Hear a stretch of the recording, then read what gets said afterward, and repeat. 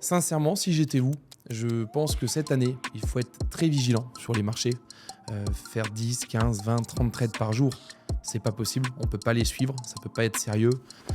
Plus on trade, plus on a des chances de tilter, c'est logique. Il faut mieux être sélectif, faire 1, 2 trades par jour. C'est plus facile de suivre 2 trades dans la journée que 40.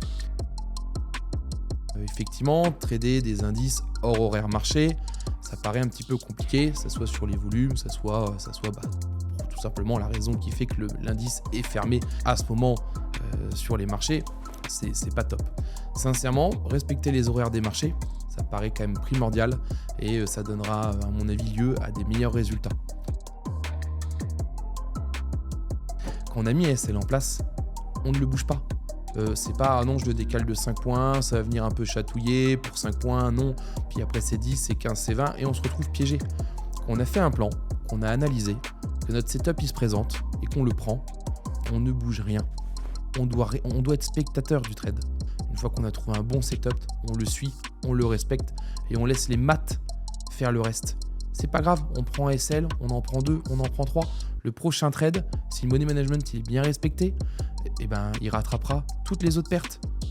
C'est essentiel. On ne peut rien faire sans le money management. Quand on décide d'avoir un risk-reward à 1% ou à 0,5, faut le respecter. Et surtout ces trades. Parce que si jamais notre TP, on l'a fait à 1%, mais que notre SL, on n'était pas à 1%, mais on était à 2%. Mais ça change tout, ça change toutes les maths. Dans ces cas-là, il faudra plus de TP pour attraper les SL.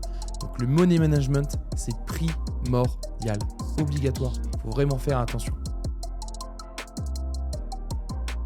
C'est pas possible de pouvoir trader les indices, le forex, les commodities, les crypto-monnaies. Voilà. Parce que quand les setups vont se présenter, vous verrez, souvent ça se passe à peu près comme ça. Ils vont se présenter sur 4-5 en même temps. Ça sera impossible, on ne peut pas suivre. Donc vous devez vous concentrer sur ce que vous maîtrisez le mieux et non pas faire l'ensemble qui sera hélas trop brouillon. Voilà, je vous souhaite à tous beaucoup de réussite sur le trading. À bientôt sur les marchés.